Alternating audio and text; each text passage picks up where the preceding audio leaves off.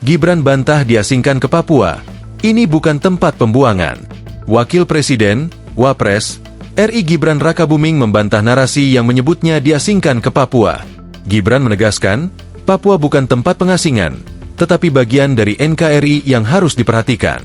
Dan tadi saya tekankan juga, Papua itu bukan tempat pengasingan atau pembuangan, kata Gibran saat bertemu sejumlah tokoh adat dan masyarakat Papua di Manokwari, Papua Barat, Selasa, 4 November 2025. Gibran lantas menceritakan bahwa dirinya pernah disebut diasingkan ke Papua karena mendapat tugas untuk mengurus wilayah bumi cendrawasih.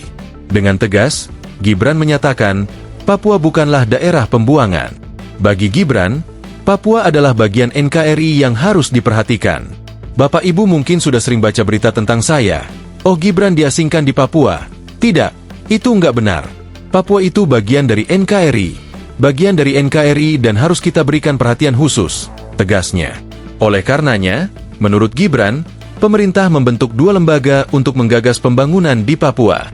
Kedua lembaga dimaksud adalah Badan Pengarah Percepatan Pembangunan Otonomi Khusus Papua, BP3OKP, dan Komite Eksekutif Percepatan Pembangunan Otonomi Khusus Papua. Itulah kenapa ada 2 lembaga yang mengawal pembangunan di sini, ujar Gibran. Dia meyakini orang yang terlibat dalam 2 lembaga pembangunan Papua itu adalah orang terpilih yang mengerti masalah dan kebutuhan masyarakat setempat.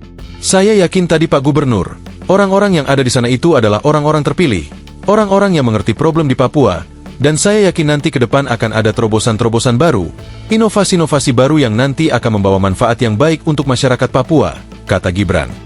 Download Tribun X sekarang, menghadirkan lokal menjadi Indonesia.